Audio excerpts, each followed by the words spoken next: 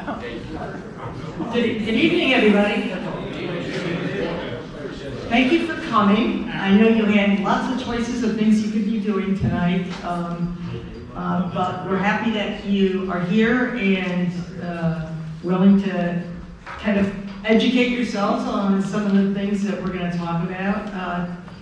Tonight, I'm Nancy Mercanti. I am a founder of the Citizens for Delaware Schools organization, and we're a nonpartisan organization. We just want to begin to start having meaningful, old-fashioned town hall community discussions about the issues that are facing our schools and most notably our children, who represent the next best future for this community and this country. So we know that there are a lot of things that we ought to be doing, and we want to just highlight some of those things today. And then in the best of the traditions of town halls, we want to hear from you in the second half of this period. So we want to hear from, we have some candidates who are here who are going to introduce themselves, but we also want to hear your stories or your questions about what you're seeing out there in your communities. So we are looking forward to this. This is our third town hall in the state. The other two have been extremely well received and a lot of really great discussions. So I hope we can continue that tradition tonight. So we started these because school board elections are coming up on May 9th. Typically, very few people in the community vote in school board elections. They're usually off cycle. There's not any other kind of big election going on, but in our view, school board elections is a time to elevate and really think about what we want for our kids in the schools and who can help us, provide that kind of positive learning environment that we see. So we don't endorse candidates with our group. What we've been doing is providing opportunities for the candidates to get the word out. Sometimes it's very hard to find out who's even running, let alone what their positions are, how they would govern once they were elected as school board members. So we're trying to do our part to make that visible. There are other organizations and candidate forums that are going to be happening over the next couple of weeks before the election. And I encourage you to check those out as well, because an informed vote is a vote that will really make a difference. In these elections, it doesn't take many votes to win an election, so you all have an opportunity to make a big difference. So I'm going to, before we get started, just go through the agenda very quickly and our guest speakers, and then we will start, just like magic. Our third guest speaker, which I will introduce in just a moment. So if I start from the far left, my far left here, this is Dr. Tanya Hetler from the Cesar Ronny Institute. Tanya is the director for this Center for Education Excellence at the Institute, and she's also co-founder of Citizens for Delaware Schools. She's got a strong background in counseling, education, community development, received a BA in psychology from Pennsylvania State University and her MA and PhD in psychology from the University of Delaware. She's got several years of experience as a psychological clinician as well.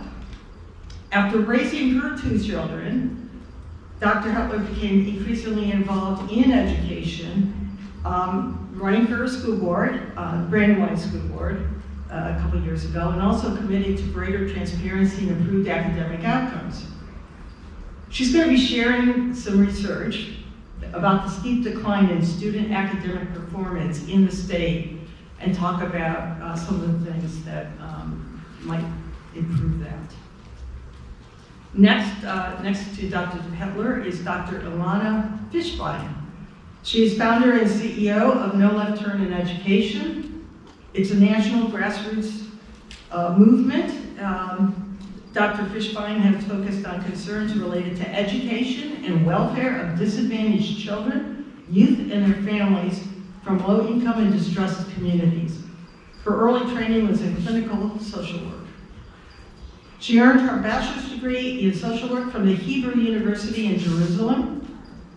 In her master's at Rutgers University, she concentrated on designing social change. And she earned her doctorate at the University of Pennsylvania School of Social Policy and Practice. Dr. Fishbein grew up in Israel, as you'll be able to tell by her accent, and served in the Israel Defense Forces. She is married, full-time mother of 3 boys, 21, 12, and 10, and lives in the suburbs of Philadelphia. And we're pleased that she's made her way to Delaware to share some of her experiences with us. She's going to talk about parental rights and involvement. And finally, Beth Conaway, who has traveled from the deep south of Delaware to be with us tonight. Beth is a retired teacher and principal. She's received her undergraduate degree in early childhood education from James Madison University, a master's in instruction degree from University of Delaware, and a doctorate in educational leadership from the University of Delaware.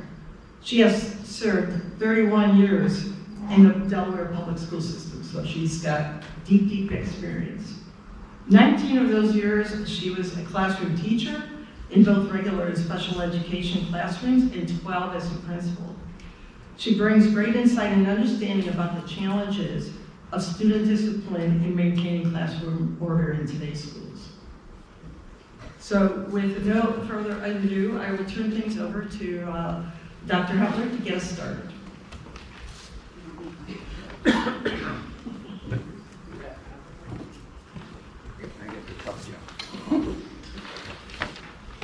Well, thank you all so much for coming. It's exciting because I feel like I know at least half of you, so. Oh, I guess I need to move this.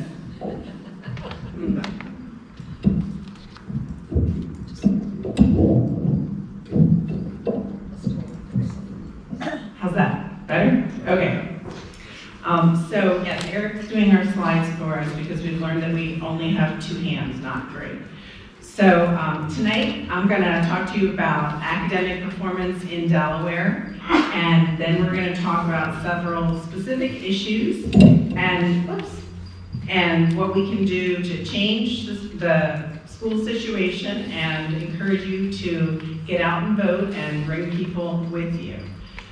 So I'm going to start talking about spending versus performance. You are probably aware of Delaware's terrible scores on the 2022 National Assessment of Educational Progress. The NAEP, or Nations Report Card, calculates the number of students in each state that scored at or above proficiency level in grades 4 and 8 in math and reading. Delaware had the worst overall test scores in 2022, when averaging the proficiency rankings for the 4th and 8th grade in both math and reading. Sadly, these terrible scores exist despite the fact that we are also 9th from the top in spending. We spend $18,604 per student. So only 8 states spend more than us. They all happen to be in the northeast of the country, and they all perform toward the top. So we don't look too good in comparison. Next slide. So the national testing that is done throughout the country is this NAEP, or National Assessment of Educational Progress. And it's given by the National Department of Education every other year to a sample of 4th graders and 8th graders in each state. Delaware's 2022 scores on the NAEP indicate that 25% of students are proficient in English language arts, so that's a quarter. 22% are proficient in math, so that's less than a quarter.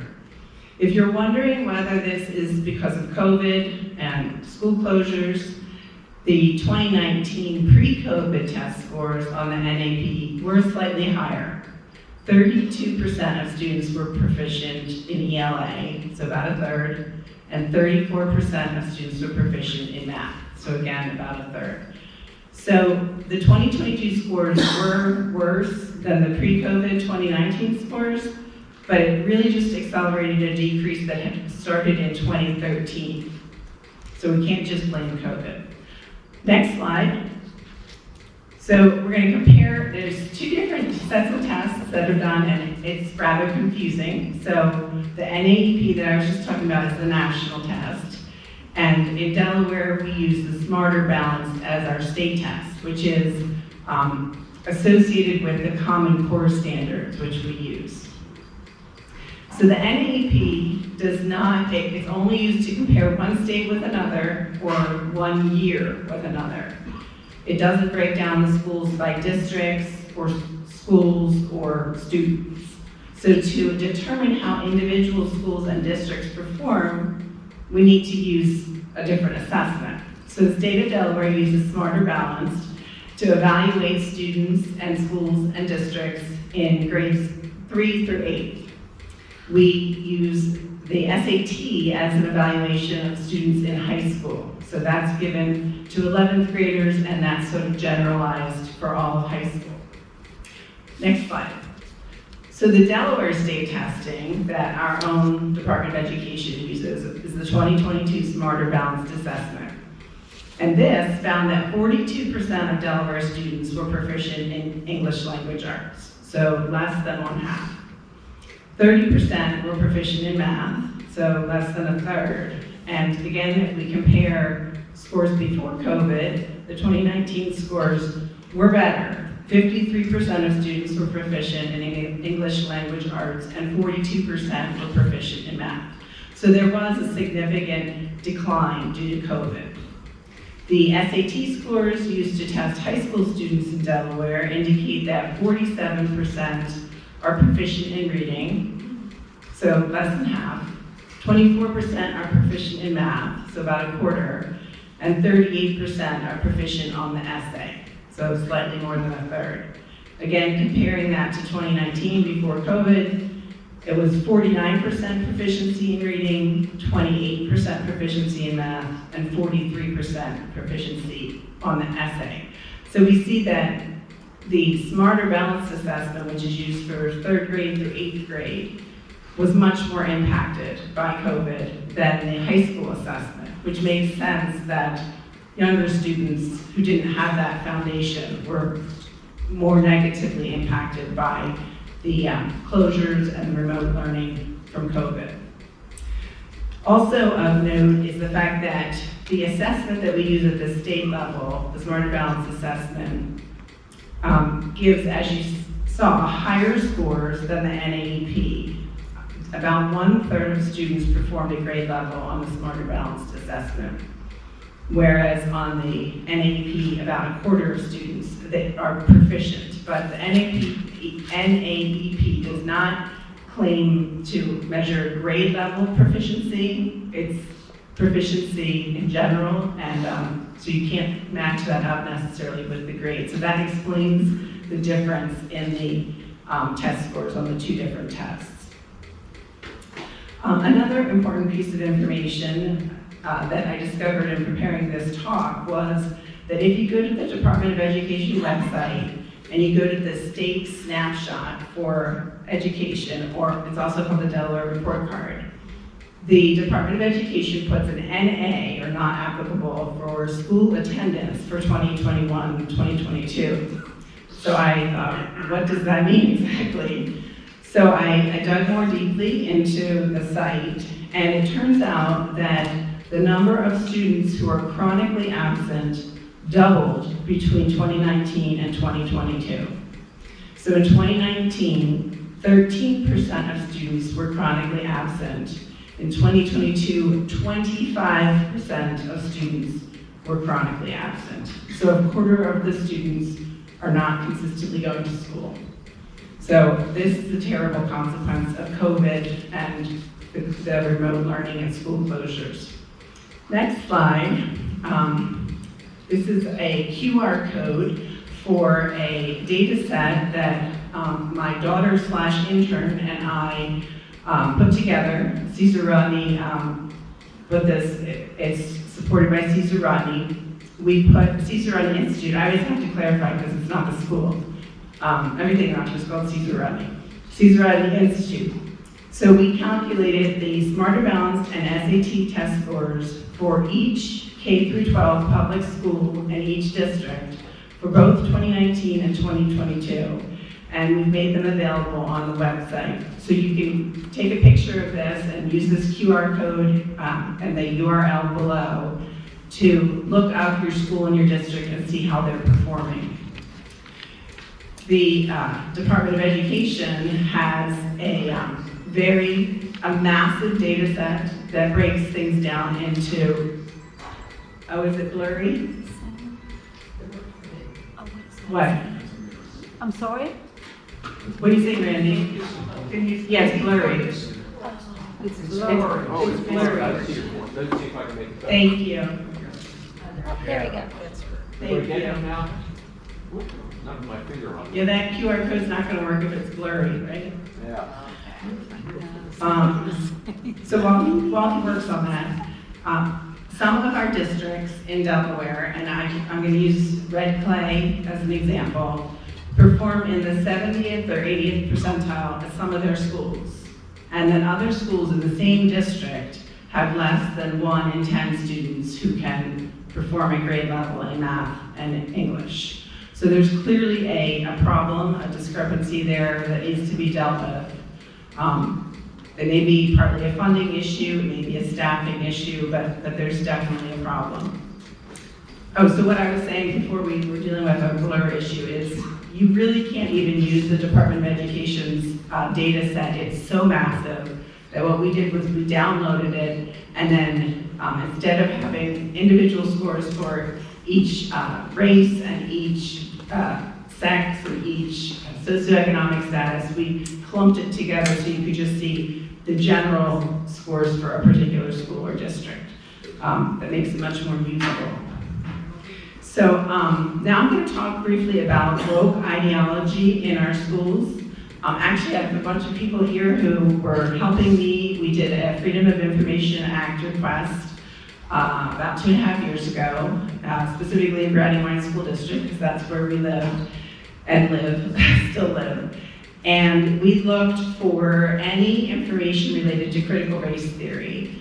We used all sorts of different terms that can be used for that and request any materials. We got, I think it was about 4,000 pages, 4,000 pages of materials. And so we split that up and went through them.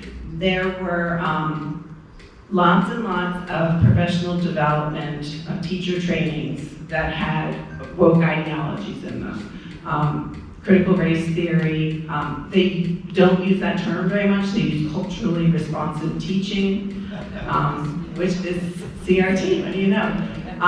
So just as a recommendation to candidates, don't use CRT. You can say woke ideology or social justice ideology, because they'll just say CRT isn't taught in schools, even though it is.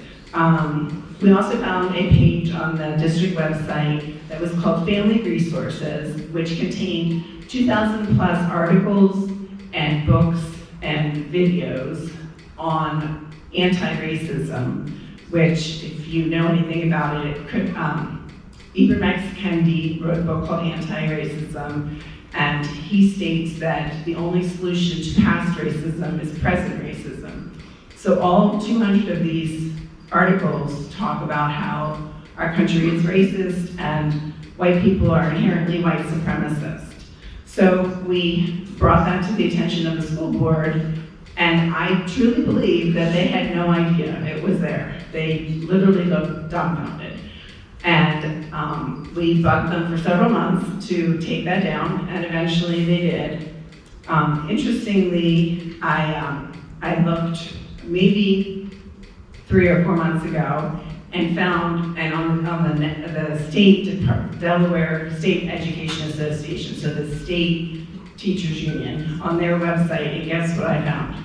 The exact same page of 200 plus resources. So we know where that came from.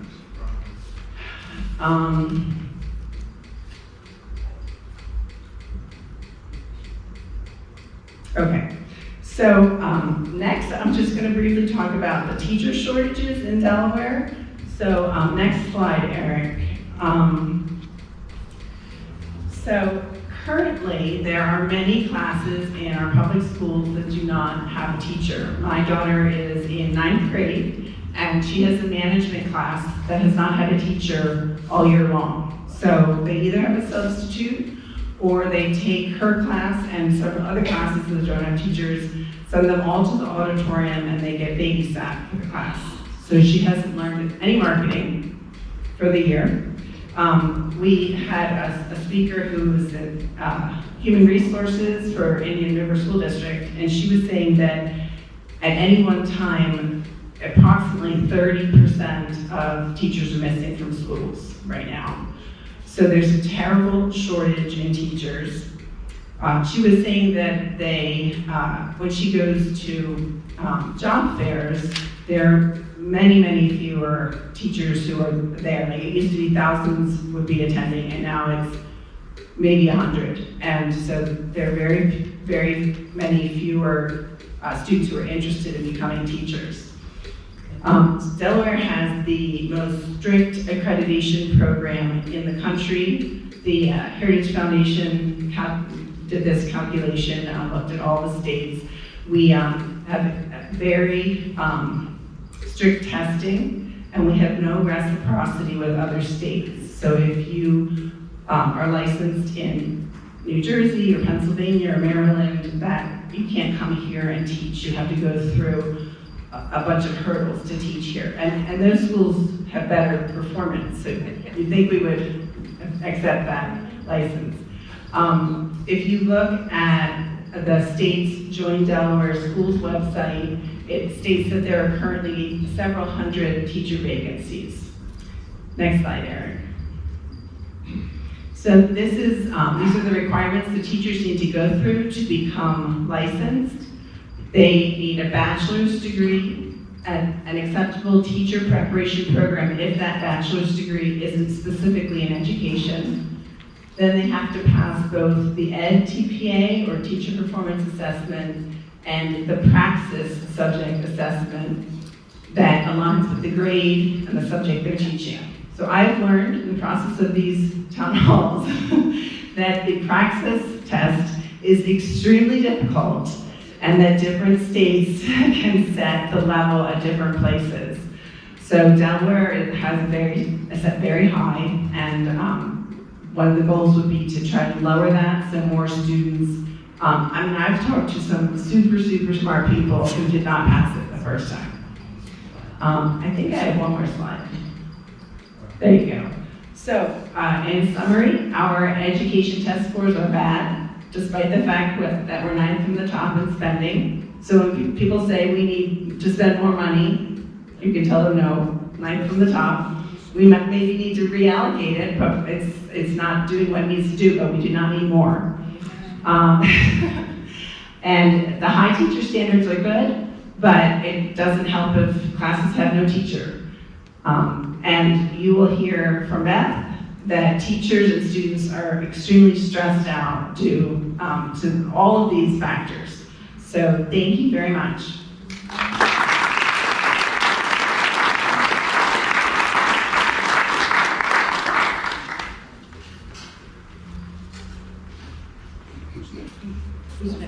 Can I go to the next It's slide? me? Okay, sure. Oh, I'm sorry, I have to bring up the next. Yeah. You can stay there. I forgot I do all of this. So we're doing Beth next? Yes. Some of the hurdles are grassroots, huh? What's that? Some of the hurdles are being grassroots. Yes. Now, the fact that I am the technical person, that's zero. So yes, we're very grassroots. Okay, Beth. Okay, all right. Good evening, everyone. Again, my name is Dr. Beth Conaway, and I'm happy to be here tonight because I am an advocate for education, public education in particular, but there are some concerns that I wanted to try and inform you about so that you would have more information to go forward. So I'm focusing on discipline and classroom management in schools. Okay, click. So when I tried to identify the 4 kind of top tier reasons for the management and discipline issues, I came with these top 4. And the first is restorative practices and restorative justice. And I'm going to explain what those are to you. A lack of adequate numbers of social emotional support personnel, large class sizes, and school discipline and data reporting concerns. Okay. So let me explain first, because I think in the news you hear a lot about restorative practices, restorative justice. So let me explain what it is, what we as teachers, what we as administrators learn and are taught to use in the schools. So restorative practices in and of themselves are wonderful because they build community, they build relationships between teacher and student, student to student, but there's a caveat. So let me explain what they are first. So what they do, their purpose is to foster an equitable and positive school culture. They focus again on building those relationships, and they provide students and adults with an intentional, inclusive, and respectful way to talk about behavior. And a lot of times it's negative behavior. So examples of restorative processes. So in my district, for example, we actually, as an administrator, I had a little card. Each teacher had a little card with questions we were supposed to ask the students when they had a behavior issue.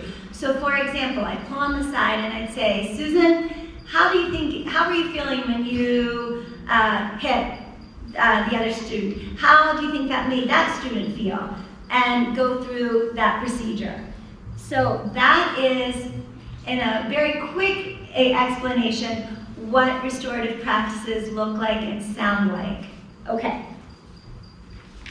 The problem is, in my opinion, is that what's happened is restorative practices and restorative justice have taken over everything and taken away from negative consequences that students need and they deserve to learn what the real world is like and to learn, again, that there are consequences. So we know, and if you go into a school system, you will see this. There are children who are struggling, children with trauma, who have experienced trauma, children who are not in ideal home situations. That is real. These restorative practices help the children learn the adequate social skills and things. But what it does is, while those children are learning, if we keep them in the classrooms and don't have consequences for them, it's taking away the learning of all of the other students in the classrooms. So what we are being told as teachers and administrators is that for students impacted by trauma and toxic stress, consequences that are not exclusionary or disciplinary in the traditional manner have been shown to be more effective in changing the behavior. So, for example, taking a child out of a classroom, if they're calling out or blurting out, they're hitting, they're not wanting to do the work, they're refusing to do the work, they're needing control in their lives, taking them out isn't necessarily fixing the problem for them, what research is saying, which is true. But again, keeping them in that classroom is negatively impacting every other student in the classroom. Okay, next slide. So I just wanted to share an example of what teachers and administrators are seeing as part of our training. So this slide is from the National Center for School Safety. So if you were a teacher sitting in a training, this is one of the slides you could very possibly see. So why not use exclusionary discipline? Exclusion is based on a wait to fail model. The educator's description of the event drives the consequence. And that's where I kind of wanted to go, well, duh, the teacher or the administrator is the one who was there. They're the adult in the classroom. They're the one writing the discipline referral. Absolutely, it's going to be their description of the event. But when you're thinking about restorative practices and restorative justice, their question is that accurate? And that's where I have to say, as a professional, you need to trust that we are there doing the right thing for students and being a professional. Thirdly, misinterpretations of behavior occur when students and teachers come from different cultures. And so that is a third, and I agree, cultures are different. But at the same time, we have a common set of norms, a common set of rules that we in schools have to follow, and we have a code of conduct that we need to follow. So that's a tough one. Research shows that exclusionary discipline does not change behavior, and that's what I just specified, that research really does show that for kids who are misbehaving, that doesn't necessarily change their behavior, but at the same time, it's impacting the other kids. So that's just an example of what you might see. Okay, next one. So the rationale behind this is, again, is that we need to focus on the misbehaving student's behavior and then use time, use strategies to change it. However, the state of Delaware gives schools, districts, the autonomy and the ownership to create a code of conduct that should and needs to be followed. And that's actually from Title 14 of Delaware Code. And it states that it defines disruptive behavior as conduct that is so unruly, disruptive, or abusive that it seriously interferes with the school teacher's or school's administrator's ability to communicate with the student in a classroom, the student's ability to learn, or the operation of a school or school-sponsored activity. So what's truly happening in schools today, and I would bet my life in every school today, at least at the elementary school level, there are children hitting, kicking, spitting, biting. I shared last night I had one jump on my back and pull my hair, riding me like a horse, and I was like, oh wow, holy cow. So are those children in crisis? Absolutely they are. Do they need help? Absolutely they do. But they also need it in a separate way from what's being done, because if we keep that behavior, again, in the classroom, it's taking away from the other students. So each district creates their own code of conduct. So for example, in my district, we had the code of conduct specifies if this is the first time that the student has hit another student, for example, first offense, this is the consequence. Second offense, this is these two are possible consequences. Third offense, that's usually when suspension can occur. But it's up to the district's discretion on which to follow and when to classify it as that. So what the state is doing is they are collecting data. It goes into a system called eSchool, and so we input every discipline referral, and then that's sent out as statewide and district-wide data. Well, it doesn't look good if you think they don't want there to be a lot of behaviors, because of course we all understand misbehavior means less learning. So, and they want the restorative practice rather than the exclusionary. So that's leading to some of that as well. Okay, next slide. So what does that look like in the classroom? Well, one of the things is, again, they're trying to keep children in the classroom. So for example, a child is blurting out or not staying in their seat. Sometimes me as the administrator would go in, call the child out, use my restorative questions, take them for a walk. Well, one-on-one, they're great. They'll give me those answers, and they're getting that attention that they want and may very well need. But then I would take them right back to the classroom. Well, that's so defeating as a teacher, because they're doing everything they can to do their job well, and then this child comes right back, and then many times, because of course I wasn't giving them everything that they needed, and the amount of support that they needed, the behavior would just occur again. So that's one thing. The other thing is sometimes the counselor would come into the classroom, sit with the child, and try and support the child in the classroom. So the child, that may work, but then the children around that child are being disrupted because the counselors there working with that child, or sometimes it didn't work and then they would still have to remove the child. I think the most upsetting and frustrating thing for me was, though, when I was told that now when a child is, and again, K-5 classroom, so it's going to look different at the middle school than the high school. But a child would be tantruming. So for example, crawling under the table, pushing out chairs, making a lot of noise. Any type of disruption like that, now what is happening when there's safety, a potential safety hazard, that child remains in the classroom, the rest of the class is taken out.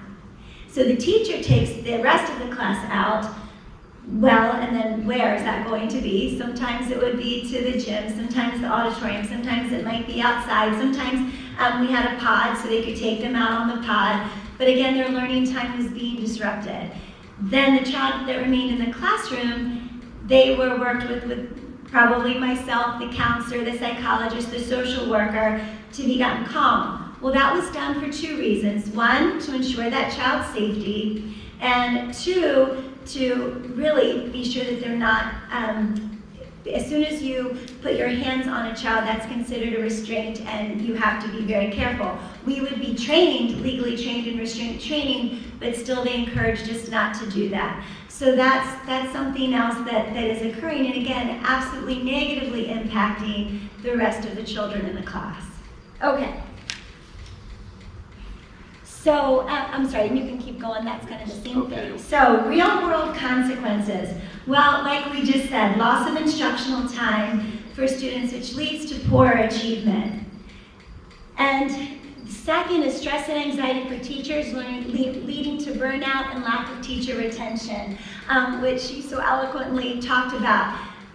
I would stake my life on it. Every teacher is doing the very best, for the most part, that they can. They come to school every day wanting their children to succeed, wanting to do the very best they can. And most children don't come to school thinking, I'm going to have a really crappy day today. But there are children who come to school who need that additional support, and what we're doing isn't working. But it's not just not working for them, it's not working for all of the children.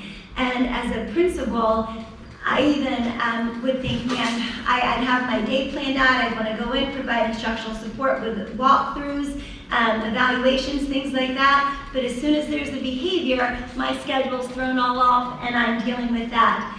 When you're dealing with a child who has a chronic behavior problem, as a teacher, it's exhausting and it's stressful and traumatic. So we do see more and more teachers becoming frustrated and leaving the profession as a result, leaving earlier than they would.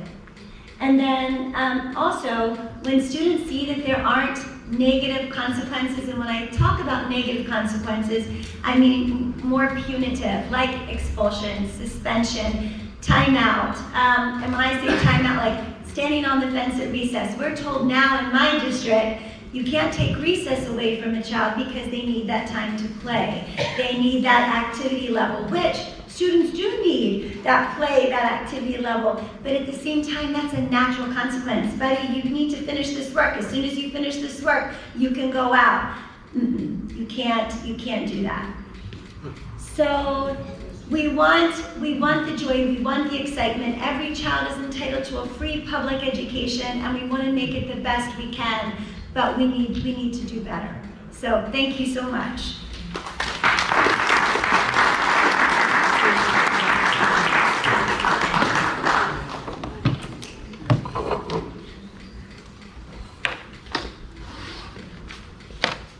So Dr. Bushvine is next. I think you can see how safety and discipline in school and school scores have a relationship.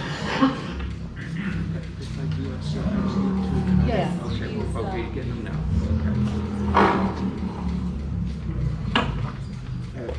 Good evening, everybody. You know, spring 2020, I was very, very happy stay-at-home mom. I thought I really don't want to go back to professional life. I've done it for many, many years. I enjoyed my work. I had a nice career. But look, the summer, at the end of the summer of 2020, I launched a movement. Now we are in half of the state of the United States and advocating for parental rights. What happened? How come this changed? So something did happen in the spring of 2020. It started with COVID, something that none of us has experienced before, something that really threw us off our regular schedule, our mindset. Our life turned upside down. But then as we were progressing toward the end of the school year, I live outside Philadelphia in Lower Merion School District. The principal of our school, my two boys, my younger boy was 2nd grade, my middle boy was 4th grade. The principal, 2 days before school was over, Wednesday afternoon, we are getting an email, my husband and I, the lesson plan for the next day is going to be changed. What's going to be the lesson plan? And then we get a description, a table. This is for kindergarten and first grade. This one is for second grade and third grade. And the last one for fourth and fifth grade. My husband opens the links. There are links also to the material, to the books. And he rushed to me and said, "You've got to see this." So I'm opening the links. I read the books. And I'm saying, absolutely not. We are writing a message right away to the teachers and the principal. We are opting our kids out of the classes. Those lessons plans, those books, I'll say bluntly, were racist. And we did not want our kids to be part of it. At dinner time, we always have dinner together, and I recommend it to all the families. We explain to the kids why they're not going to be participating in the class next day. We went over the issue. They understand what's happening in society, the turmoil. Everybody has been exposed to that. You hear about it. You cannot ignore it. And then I decided to write a letter to the superintendent. Keep in mind, I don't know what the school board was at that time. I had no clue. I never saw a school board member. I don't know what the superintendent does. The only thing really I knew about the school board, I was complaining why our taxes has been going up, and my husband would say, that's a school board decision. That's why you're paying more taxes. So that's the only thing I knew that the school board does, and no clue what responsibilities they have, and who actually make the decision that affect our life in such a way. So that's when I started going on a really journey and opening up really my mind into how all those critical decisions about our life, about our families, about our children are taking place, who is making them. So the first thing I did, the school was over, I went and I wrote a letter to our superintendent. I copied the principal and the school board members. Here we are, almost 3 years later, I never got a reply. And I'm not surprised, because after I launched the movement, this is something that I've heard over and over and over again from parents. They're writing to superintendent, they're writing to school board, and they're being ignored. That was really, I was very surprised that I haven't heard anything. And you have to remember at that time, we are all hunkered down at home with the COVID, with the mask, with the fear, not knowing really what to expect, barely going even to the supermarket, ordering food online. And this was really a crazy period. You don't interact with friends. So, well, I do what everybody does. I post a message on Facebook page of the parents at the school. And I say, this is what I found out. This is the letter I wrote to the superintendent and the school board. Nobody is answering me. So did you know about this? Are you experiencing any of this? What do you think about my letter? And that was really a very good opportunity for them to lynch me and to call me all the names in the book, from racist and bigot and not in our community, and take me down. Take her down, take her out, we're suffering enough. Well, I was kind of surprised that also at the same time I'm getting private messages from a lot of people, more than the people that lynched me. And those private messages are supporting me and complimenting me for my courage and saying all the same thing. We're afraid to speak up. We're afraid to stand up. You're speaking for us. I was very surprised to hear that, because then I went to see who those people who are lynching me, like a shooting squad, and I'm sitting there because there's like only 15 people, and the school has over 1,000 people. So this is a tiny, tiny minority of the parents, and that's something that I always remembered since I launched the movement, because the people who are opposing parental rights, people who are opposing what we are really pushing for and advocating for, are a small minority. Unfortunately, they have enormous power, and I'll get to it. But basically, we have really the majority of Americans who are common sense American American who knows easily to distinguish between right and wrong. This is not a political issue. This is a simple issue of common sense of right and wrong. Well, I did not give up. I tried a few more Facebook pages in my community, and the same pattern happened. And the people are writing me those private messages. That's really what got me. That's really the point when I say it doesn't make sense. Here I am, an immigrant, legal. And here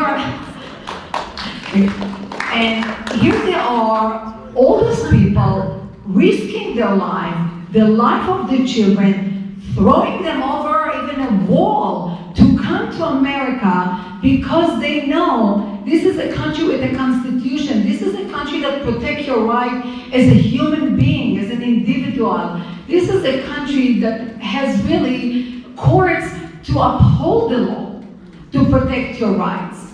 So people are coming here for the freedoms and for the protection of our freedom as human beings and as individuals. And here, American-born people are afraid to speak up, to exercise their First Amendment. Why? Because somebody dared to call them racist? Because somebody that doesn't know them from Adam calls them bigot? So what? Why are you not getting up to protect your child? I know all the parents who give birth to their kids, the women I mean, all of them.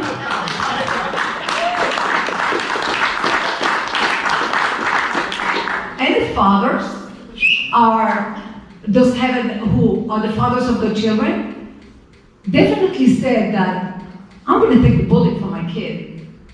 I'm going to jump in front of the bus for my kid. Where are they? Why are they not getting up? What are they scared of? Is really the threat that makes you afraid to stand up?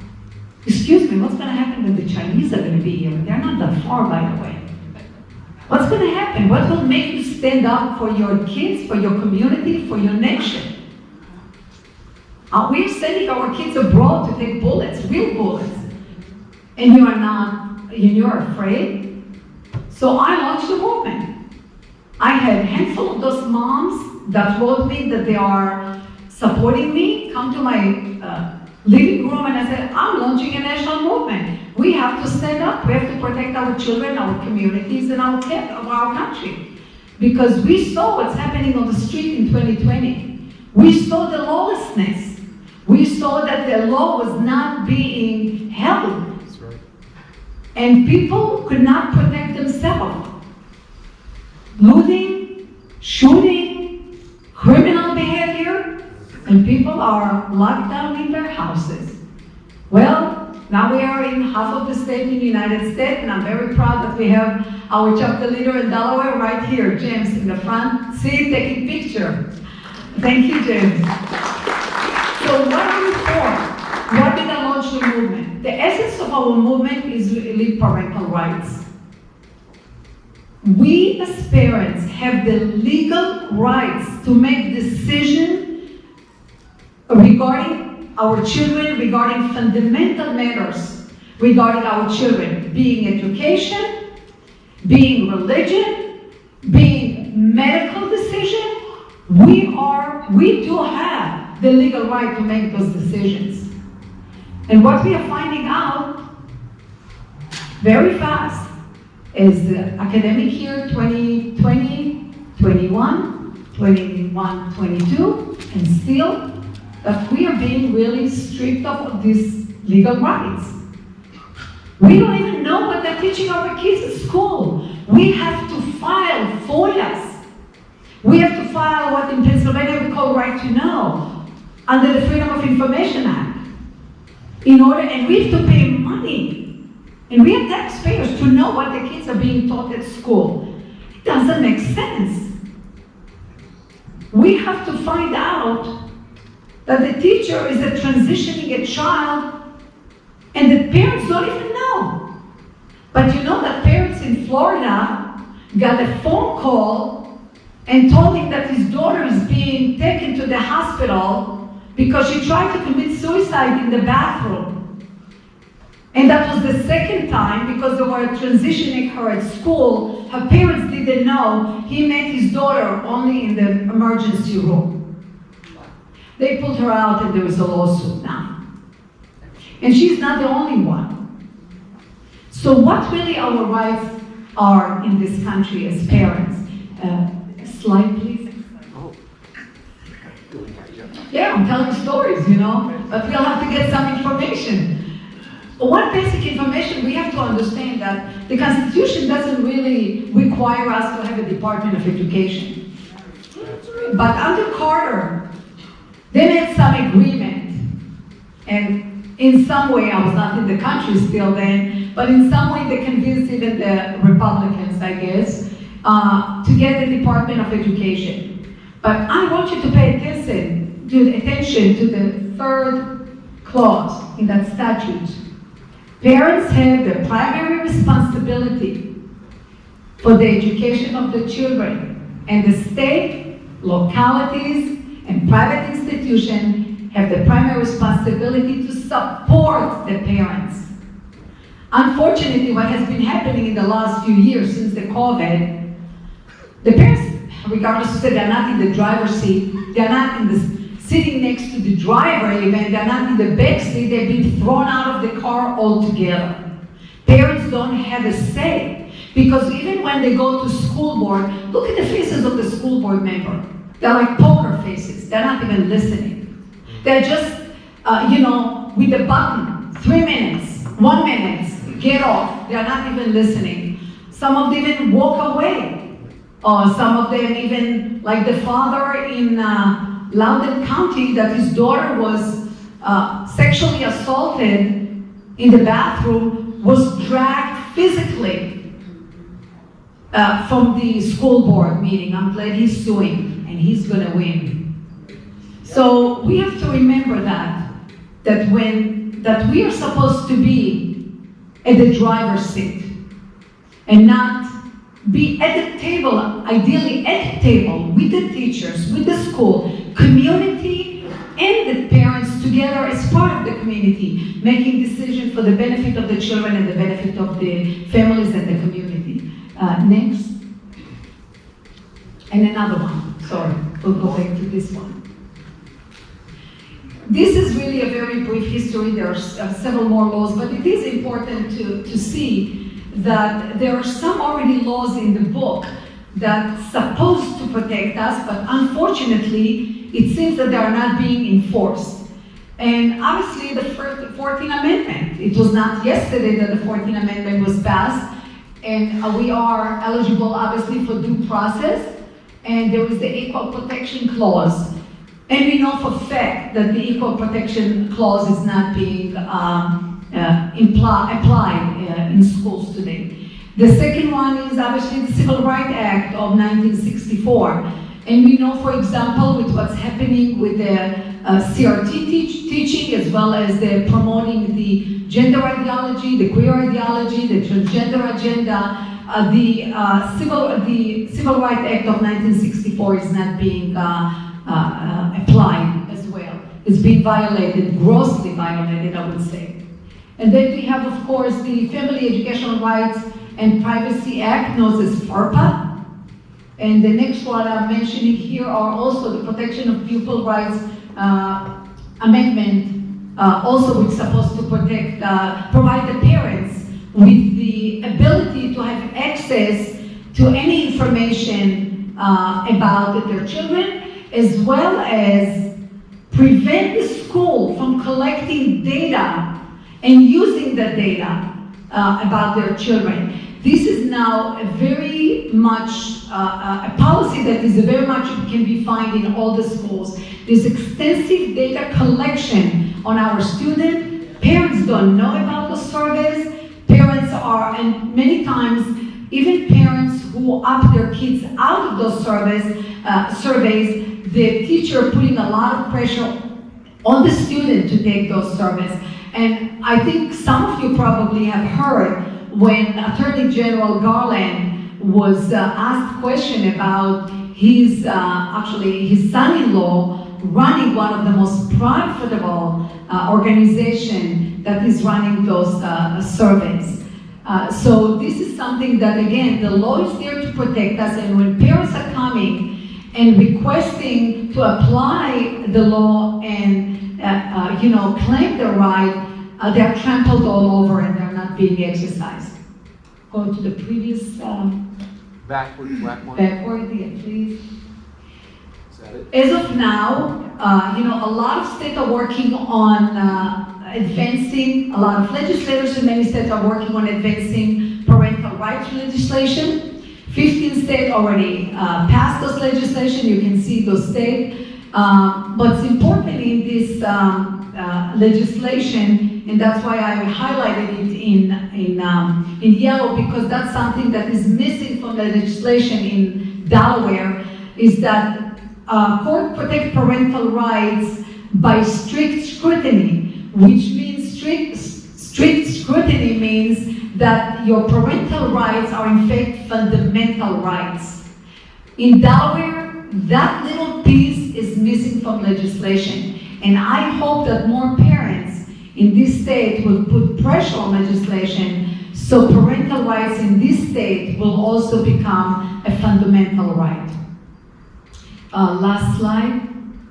I want to bring you up to date to where things are standing, where at the House of Representatives, which would be HR and not HB, they passed HR 5, and those were the most important point of that legislation. It is important to emphasize that this came about based on the experience, particularly the experience in the recent few years, since the COVID. But this is also something that was impacted what we have been experiencing previously, and noticing that all those amendments that I showed before, like the FERPA and the others, and even the 14th Amendment and the Civil Rights Act, as well as the Elementary and Secondary Education Act of 1965, which I did not mention here, all of them had probably some holes, because based on our experience currently, we find out that they did not protect enough parental rights. Therefore, this legislation just passed last month, and hopefully we'll be able to use it to enforce our rights as parents. Thank you very much.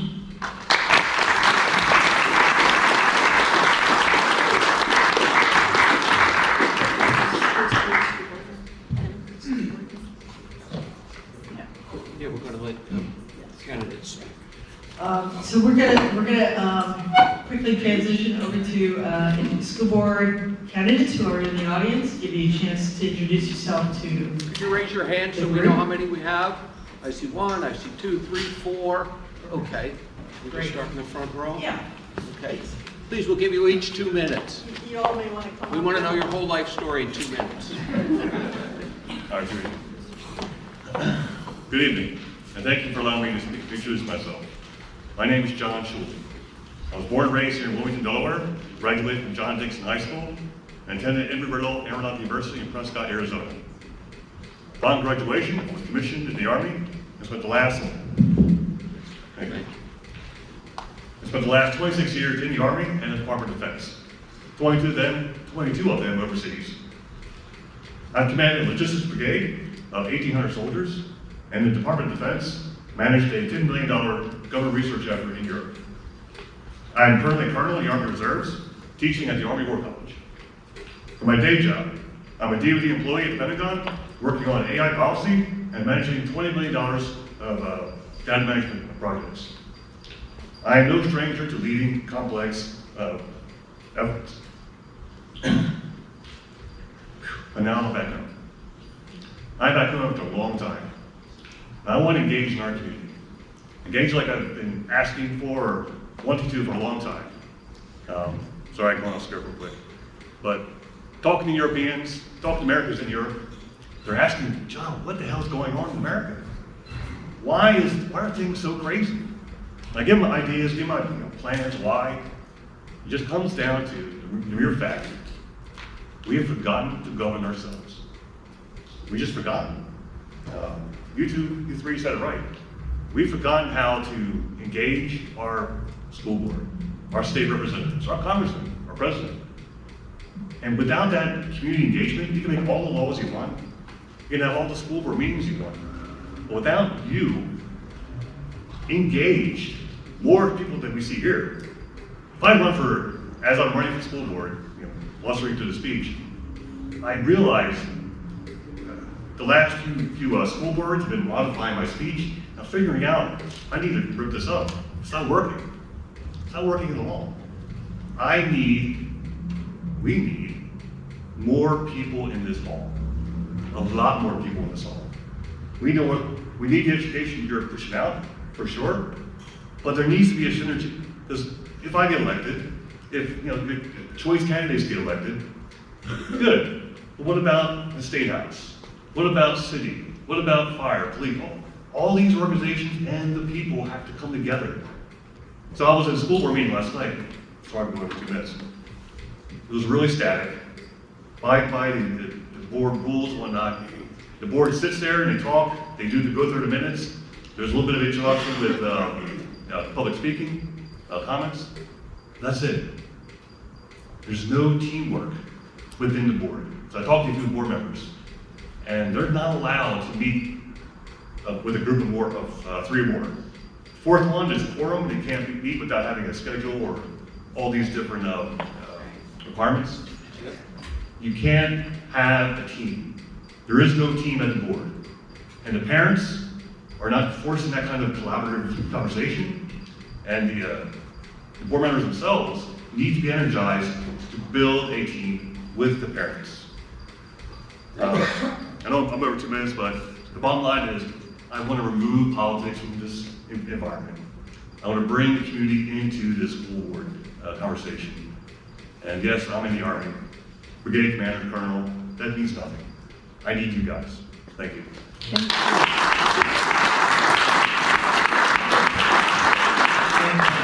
you tell us again what district? Red Clay, Red Clay, but which? A. A, okay. And I hope all of you, and I'll ask all of you at the end of this meeting to visit with these people. If you're in Red Clay, visit with our Red Clay candidates, or Christine, visit with them. So we'll have a few minutes for that afterwards. Who's next, please? Here we go. No problem.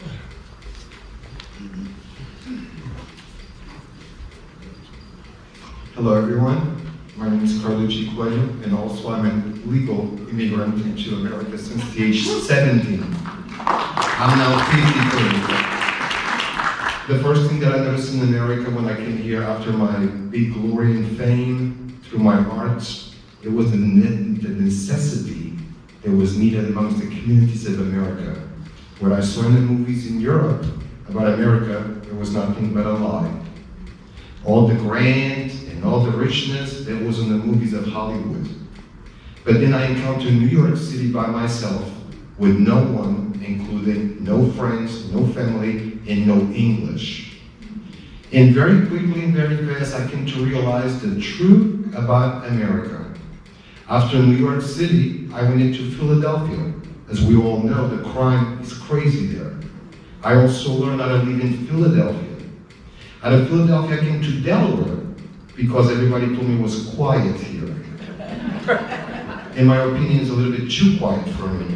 Just like he said, we were at the school board meeting yesterday, which they only give us 3 minutes to speak. I mean, the school board should want to know what the candidate wants to do. At least 5 minutes. Actually, I wasn't even able to finish what I was saying at the board meeting, and for that reason, created a lot of issues because I stopped in the middle of a sentence, but then all night people criticized me and attacked me without knowing me. I took that in consideration when people told me last night. The number one thing is the way I speak and the way I talk. I shouldn't even be allowed to sit in any school board because I speak and I talk like a 3-year-old. This 3-year-old achieved America to survive for over 38 years by himself. He also achieved winning a European competition at age 17 that brought him to America legally with an O visa. Also taught me how to read and write, as much as possible to communicate and survive in America, and also other languages like French, Italian, Portuguese, and Spanish. And that's why I'm involved with communities, because those who talk so much about helping the minorities in this country, they don't even know how to speak their language to understand their needs. But they want to help them. No, they don't want to help them. They want to bring them in here because they think if they come here, they're going to help them for votes. They come here in search of a dream. They come here in search of a dream just like I did. And many of the immigrants that I'm meeting, they came here even just in the fact of going back. They decide not to go back. They decide to try to stay here and help those here because there's so much need. So anyway, I want to take part of that now. I just want to tell you that I'm here. My biggest accomplishment is becoming an American citizen, which took me a long time due to some factors of problems with the immigration department. There are many of us waiting to be American citizens to help the citizens of this country, but they keep holding us back because they know that we are here to help the people of America. So just one thing I want to mention really fast. I'm running for school board just so there will be more transparency for parents and teachers. I think I could be good at bridging both together. But number one is because in the end of the day, everyone has to remember that teachers are great people. They actually, some of them needs to be more elevated. But in the end of the day, those kids belong to parents. Parents want those kids to see through their eyes, not through the teacher's eyes. They just want the educator to educate them to survive in the world. But in the end, they want their kid to follow their vision, the vision of the family, of their religion, of their beliefs. And most of all, they want the information of what this child is doing in school to them so they can know how to lead their family. There has to be more transparent. And also, I would like to really put a big effort. I can stop violence in schools, but that's number one for me. The bully has to stop. At least has to be controlled. Okay, Thank you.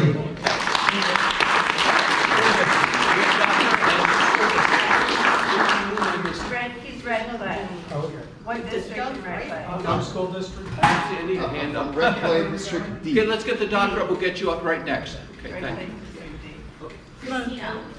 district D. You're running too? Yes. Doctor, you're standing. Come on up. 2 minutes has become 3 minutes for everyone. Oh, back to school board. Four. I'm sorry, I need to go first because I have another meeting. My name is Yong Peng, and I'm a software engineer right now, but I was a scientist by training. I hold a PhD degree in physics, and after that, I have been teaching and doing research in the different university for 4 years. After that, I came to this States, being in Delaware for 15 years. And during that time, I worked for Delmar Power, Bank of America, and in a federal government project now. So, I should say I communicate with this, I've been pretty active in the community, this community connected in different ways. And during the time I've been in Delaware, I also got a degree in MBA from University of Delaware. So in my life, I hold about 5 degrees. So you can see how I think education is valuable to me, and each really contribute a lot to my life. Give me the confidence, give me the knowledge and the skills that can tackle the real world problems in my life. So high quality education can positively impact people's life and strengthen our community. However, our education policy today failed by losing focus on academic strengths. On average, only one third of students are proficient enough in reading, writing, and math. You have here enough number tonight. I will not repeat that. And our kids are not receiving the high quality education they deserve. So to get ourselves out of that situation, I propose 3 priorities. First is pursue academic excellence. Second, increasing parental engagement. Third, encouraging good citizenship. So my goal for running for the school board is to use common sense to turn things around. That's all. Thank you. Okay, I'm running for the Christina district, and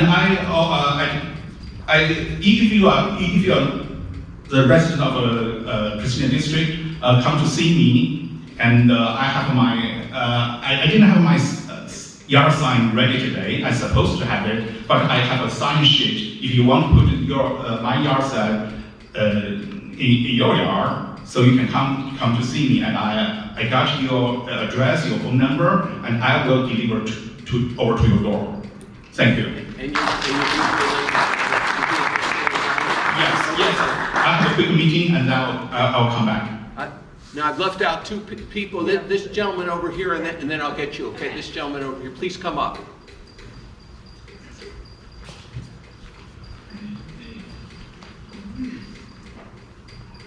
Hello, everybody. Thanks for coming out on a night like this. It's finally nice out. I'm Doug Manley. I'm running for Christina School Board, District C. I grew up about 20 minutes north of here in Brandywine Springs, got my degree in computer science from the University of Delaware. Been doing computery stuff for the last, 20 years-ish. About 10 years ago, I started volunteering at my local fire company, so that's Mill Creek Fire Company. This is Aetna here. We're friendly companies. And so I've been 11.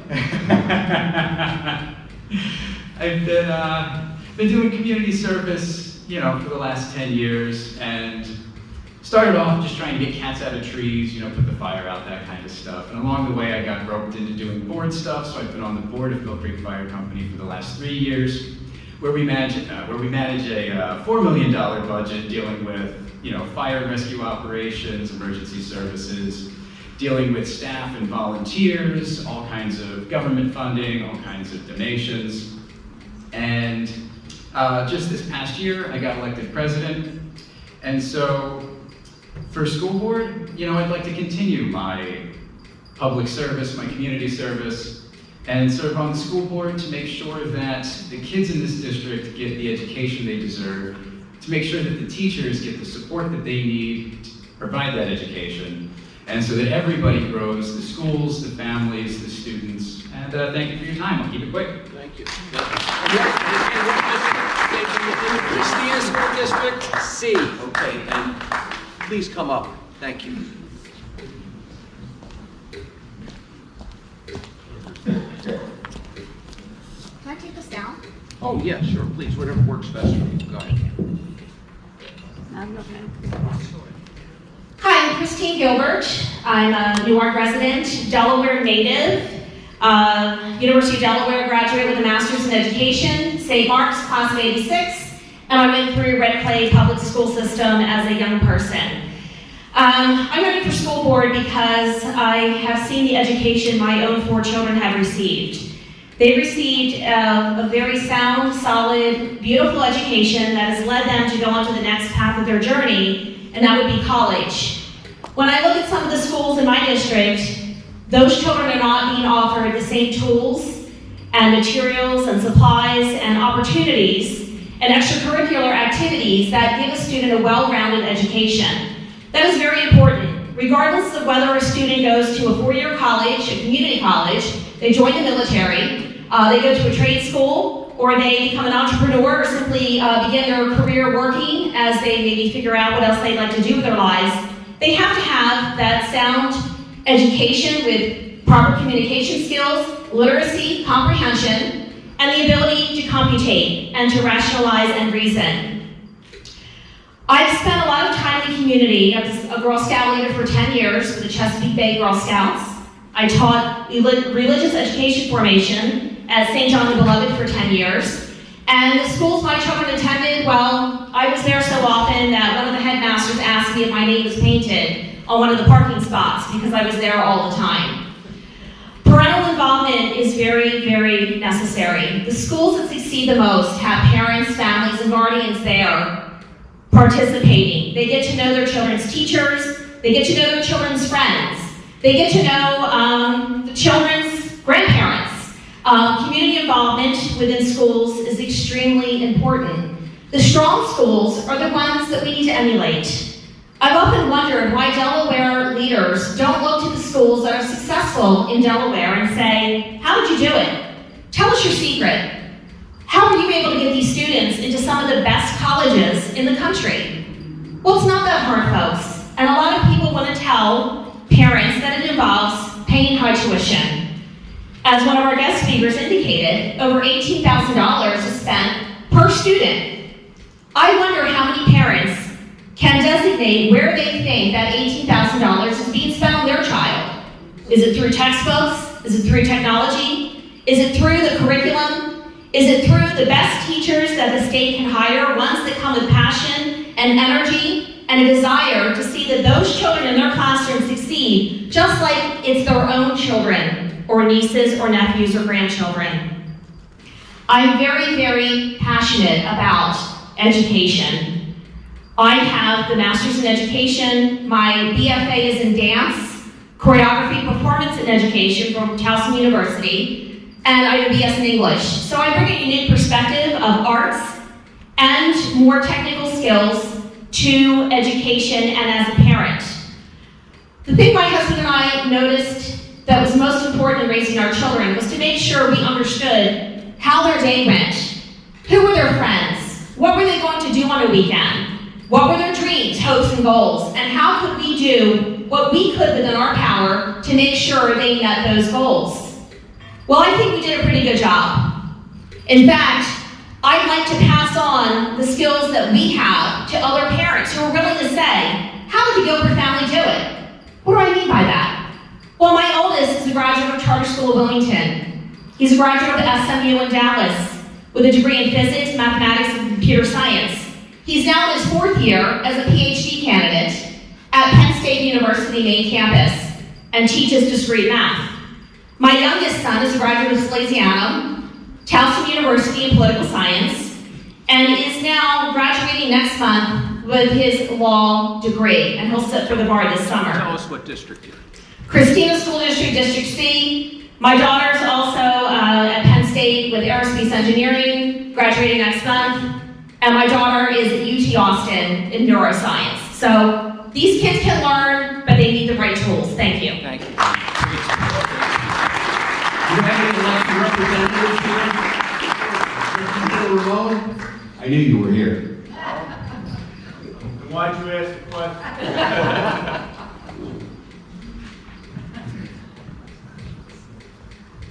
Thank you.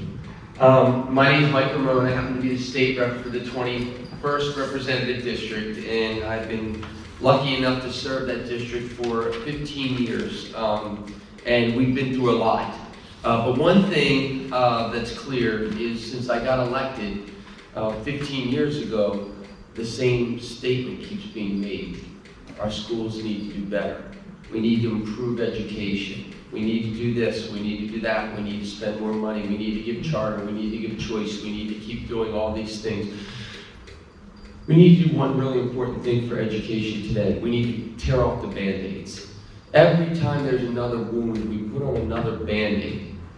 We need to create, Ron Russo, my principal at St. Mark's, an environment where you can motivate people who are really good at math to be in phase 5 classes and maybe be able to open businesses and be successful coming from nothing, but was terrible in English. So it was in phase 3s where I could be in a competitive environment of other people who weren't English scholars. Education is not to make everybody the same and all go to the same college and all do the same thing. Education is designed to help every individual be a successful person in society and be able to contribute to society. Education is designed to help people feel better about themselves, not worse. Education is designed to create a world where we all have something we know we're good at. Some of you are going to giggle in a minute, but I have a very simple analogy, and please place it in your mind for a moment. Every child, when they were born, were given a cup. Some, it's as small as a shot glass. Others, it's as big as a big gulp. God didn't make us all the same. What teachers' jobs are is to fill the cup.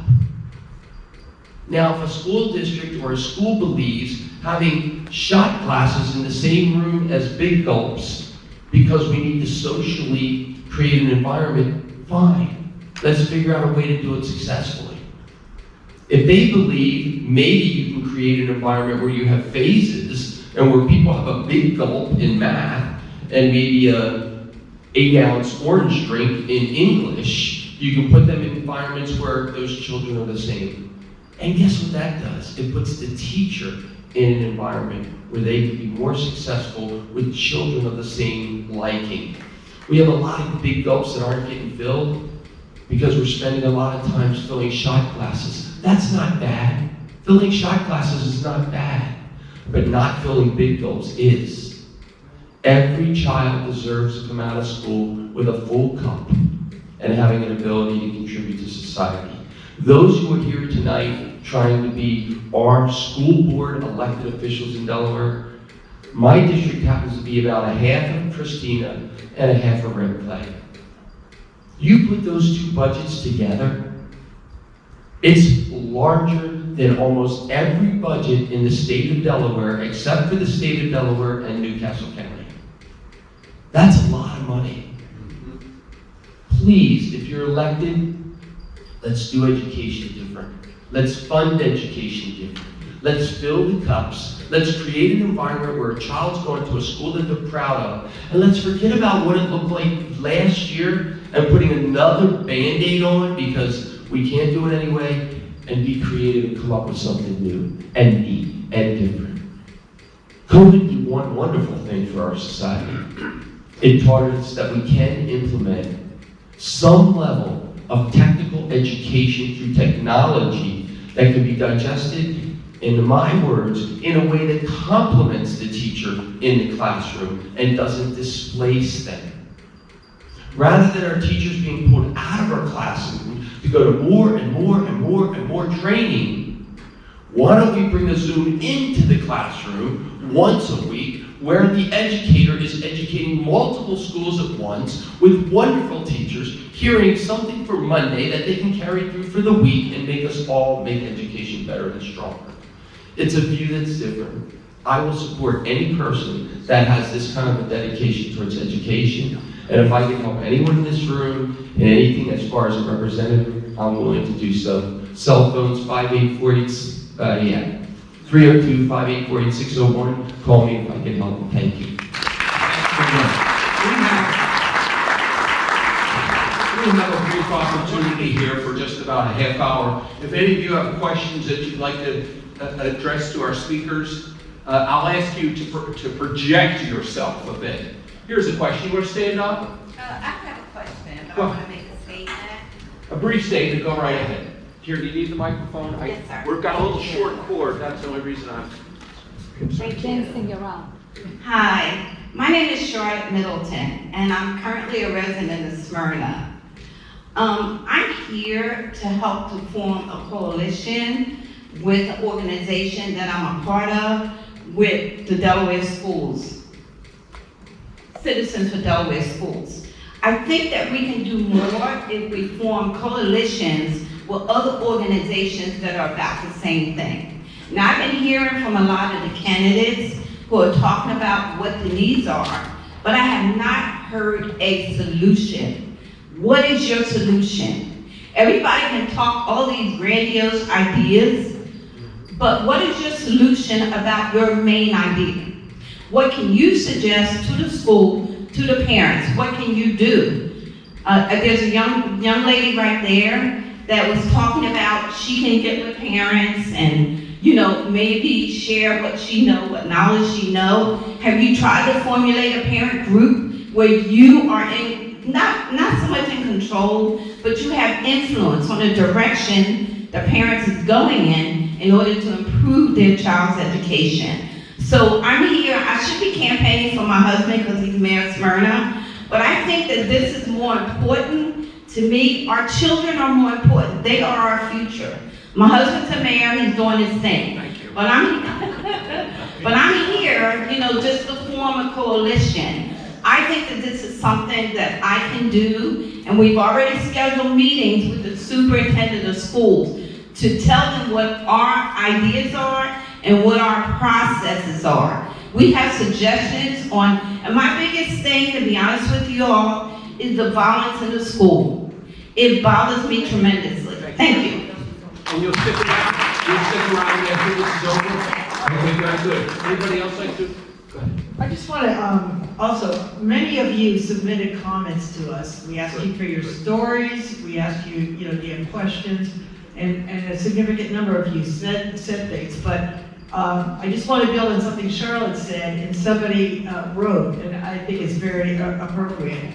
And this person wrote, "We get reports about the low performance of our Delaware schools, especially after COVID. Other than talk of increasing spending by increasing teacher pay, I am disappointed that there isn't a plan to address these deficiencies through targeting tutoring, summer school, lengthened school year, etc." And I think, Charlotte, that's what you're talking about. Let's come up with some ideas that we can implement. Hey, Charlotte, good point. So my little speech here I kind of fumbled over because I realized the last few town halls, the messaging I was putting out was kind of falling short. Because more money, more this, more that, you're right, it's not working. I propose maybe giving teachers top coverage. Is some legal conversation. I'm not sure if it's gonna work, but when I was a colonel in the Army, I had 3 lawyers in my staff to help me with legal issues.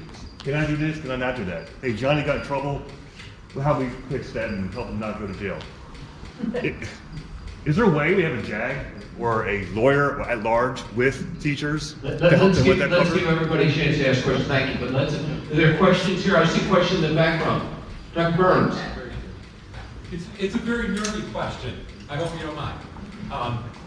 But I was just wondering, because the SAT is only actually required in 3 states, and Delaware is one of them, and also I'm just not used to the SAT being used to measure proficiency.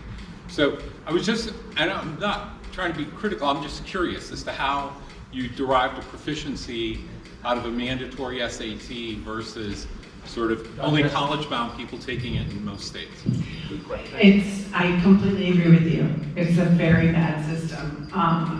The thought originally was that Delaware didn't have enough students who were participating in the assessments, so they thought, oh, well, we'll try the SAT and see if that gets more students to participate. Well, it doesn't, and then it brings down the test score. So we look terrible in comparison to states where only students who want to go to college take it.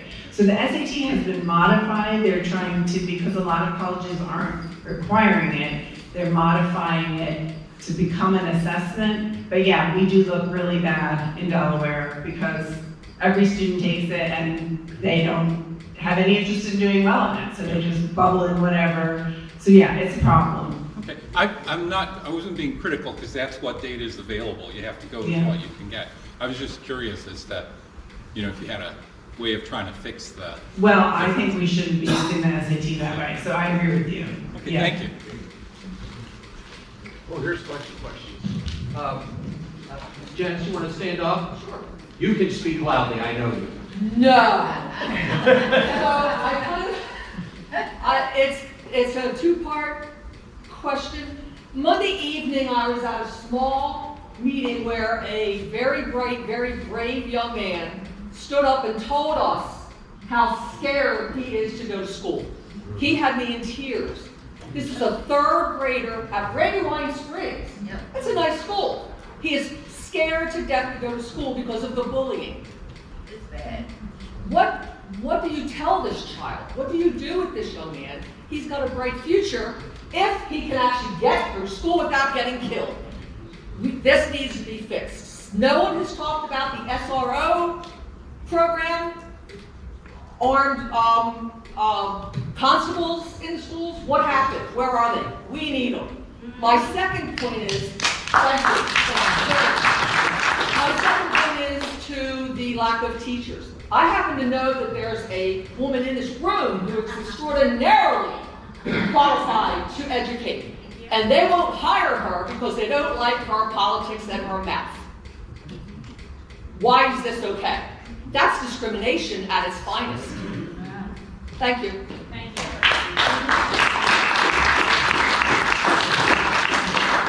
I don't know, they don't like her math? Now, The superintendent at Red Clay learned that the hard way when I asked why I was sharing a laptop with a classroom teacher and they never provided me with my own to go home with. And a lot of other things that I saw during the course of the day that just rattled me for the safety of the child. I couldn't believe you talked about walking a child through the hallways so they can calm down and talk with them, which is, I'm sure, productive, but I saw children doing the same thing, kicking the heck out of Yeah, the well, wall. there definitely are discipline problems So- in the state. We definitely have followed Obama's policy of the restorative justice, and it's led to chaos and principals being taken to the emergency room. His children didn't sit in those schools. In Springer Middle School, they have broken up the time period for kids to switch classes into 3 different sections, so only a third of the students are in the hallway at one time to try to prevent fights and serious injury. So that is completely out of control. Yeah. I just want to say something about the bullying. So bullying is one of the mandatory reportable things. So one of the things to just check with that little guy's parents is, I'm sure they've notified the school, but every time a bullying complaint is made illegally, it has to be put into the e-school system and the result of that. So I would ask to see, that's their right to say, was this inputted? What is the outcome? Because the first thing we'll say is, well, bullying is a persistent, pervasive, it's not just a one-time thing. And so they will, that legally, that should be documented and followed up with. So I would ask for the documentation. and that's fine, but in the meantime, that 3rd grade young man is scared to go to school. Oh, no, So it's not functioning in the immediate time. No, what I'm saying is though, if they go in on tomorrow, Friday, that's something they should be able to see tomorrow. That's something that principal, whoever it is, disciplinarian, should have and if it's not there, they should immediately be able to go to district office because legally that child's rights are not being met at all. Yeah. Other questions? This gentleman over here, I know you have your hand. Appreciate it. So there were some mentions of critical race theory and anti-racism, and my family arrived in America 399 years ago next month. And from the time that they arrived, they have fought against the slaughter of Native Americans. They have participated in the Underground Railroad. They have fought in wars against fascists, and they have fought for the rights of women. Now, my question is, if you guys are looking to redefine the history of my family and the history of anti-racism in America, what parts of my family history should I ignore and forget? And what part of my family history am I not allowed to teach the kids in my family?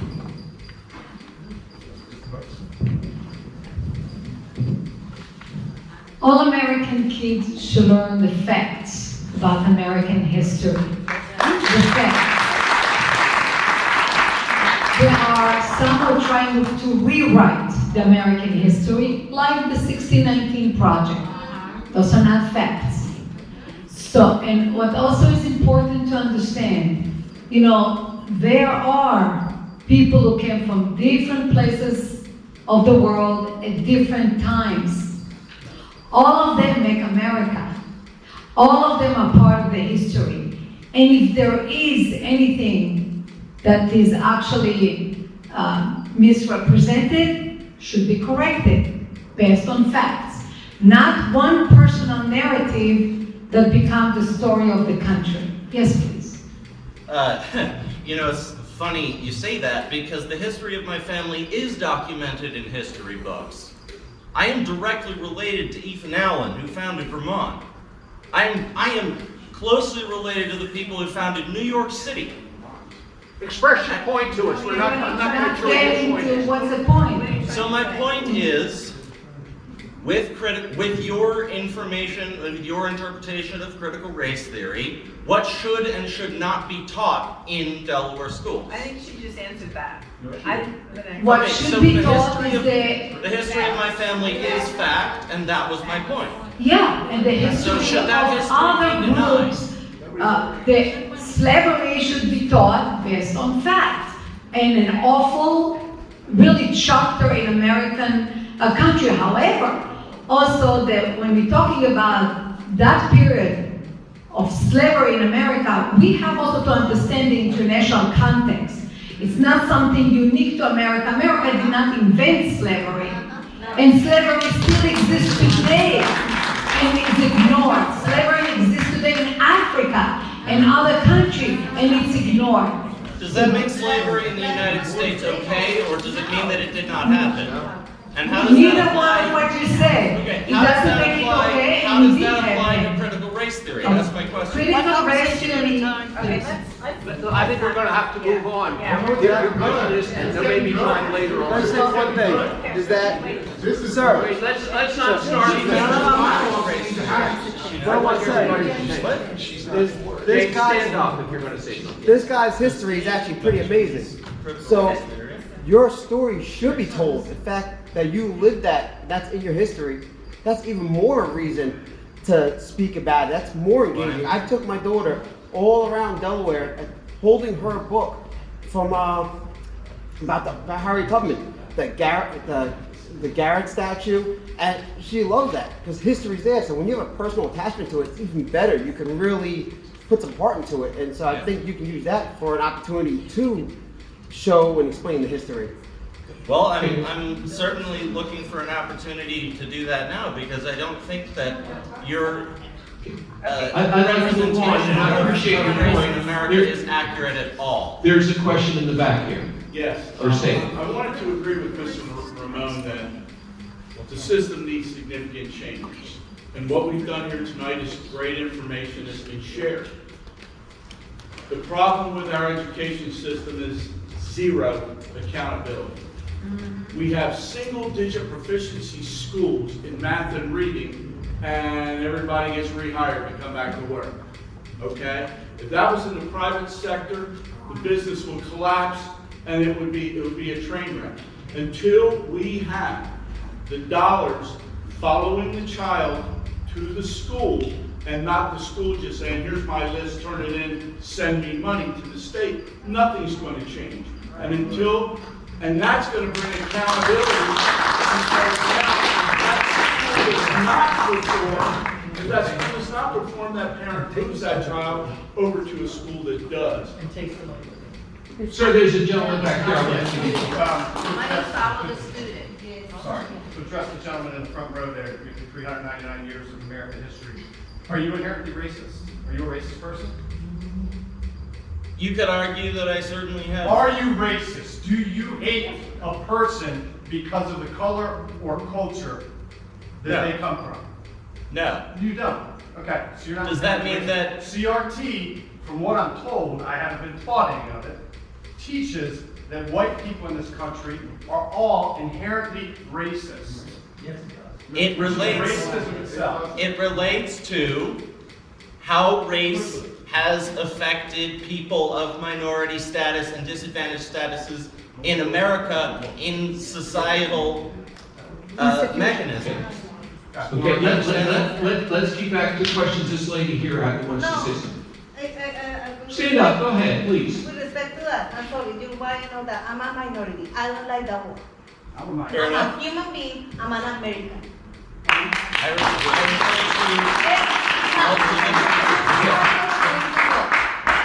So if you want to talk about your history, no. Wait. Look back very well. Indentured servants, Irish people, taken from the streets of Britain, taken from the streets of Ireland, brought here with the promise of freedom and all that stuff, that had to work their way, that never did. So don't come saying that, no.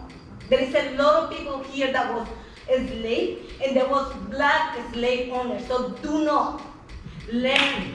I'm glad that you have your history, and it's good that you have your history, but don't ignore the Irish people.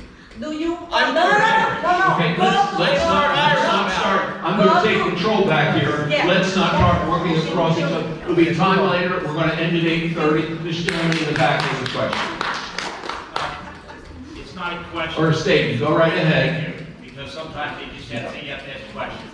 I'll be quick, and I know that unlike the colonel up in here, I'm a captain, and I know how to speak to about 200 people. There's less than 50 people in this room, and my advice to one of the candidates, I gotta tell everybody here the same advice.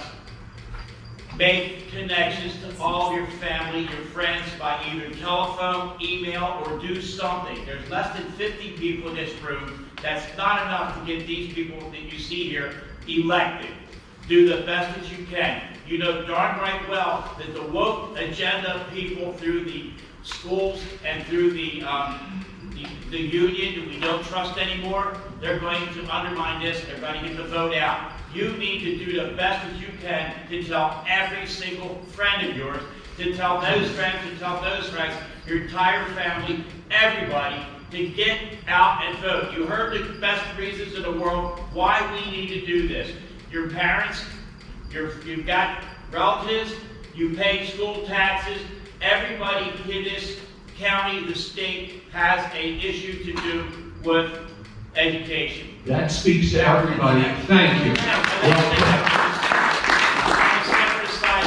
last thing we talked here about history, racism, and that kind of stuff. Tell the damn truth. And the first thing you do in the state of Delaware, the Caesar Riley Institute, lead this please. Get that damn statute back in the Do not change history by saying that we don't like it. You face the facts and you argue what happened at the time that those people did that. You read how we created this country under the Constitution. There's a book out there that I would tell you to read. It's called The 5,000 Year Leap. You just look for the book and the number is 5,000, not 5, that written down, 5,000. It's 33 chapters on how the Declaration of Independence was crafted, why it was crafted, how it was crafted, and what makes this country exactly what the hell it is. Exceptional. So the thing is, learn the history, share it. There's nothing to be ashamed of for 399 Thank you. years. Thank you Tell very the much. fucking truth. Okay. I'm going to bring this to a close here, but I just want to add something to this gentleman's point before we all have a chance to break up and discuss who we'd ever like to talk to. Last school board cycle, James Casper, who ran in the Red Clay District, lost by only 41 votes. I'm just looking across this room to count what 41 is. Now, I know you're all in different districts here, but sir, you put it out right. We don't need just you to vote. We need you to grab your friends by the shoulder and say, school boards are important. Come out and vote. Thank you very much for being here tonight. Oh, one more thing. Yeah, sorry. I started it, I'm going to end it, and I'm going to give Hilana also a second here. I just want to point out, Citizens of Delaware Schools, we have things up online, we have some talk about some solutions. We do have position papers on there that have some ideas of how to fix things, so I encourage people to look at that as well as see what works in your area. Down in the middle so they can have to draw it down. The little 3 bars and The little hamburger menu they call it. Oh yeah, when you see the mobile, nobody knows. sometimes there's just like if you go on your cell phone, there's like a little, There's 3 little bars. lines. You click on that and you get all. You click on there and you get a wealth of information. There's information again, like I said, on there. And so, and stay engaged and, send us a note if you want to be more engaged, throughout the course of the year. We're going to be doing additional things. And before you leave, we often don't give away things for free, but here's one offer for you. I've got plenty of t-shirts outside. You can take the one you want, and if you are generous enough, give us a few dollars. That would be very kind. We have, as I said, James is our chapter leader in Delaware, as we are working in many states across the country. We are getting parents, grandparents, community members, concerned people to get together and fight for better education, for the right of parents to have a voice and a major voice in the education of children. Please get involved, get your friends come together, and as many people as you can. Many of our members are really grandparents who have time on their hands. They see the grandchildren, they're concerned about the country they're living for the grandchildren. So don't hesitate, get your friends and get involved, please. So please take a t-shirt. Thank you. Yeah, this is a box of the gummy fruits. You can drop some dollars there, that would be very kind. Thank you very much. It's great to have you all here tonight, and thank you again.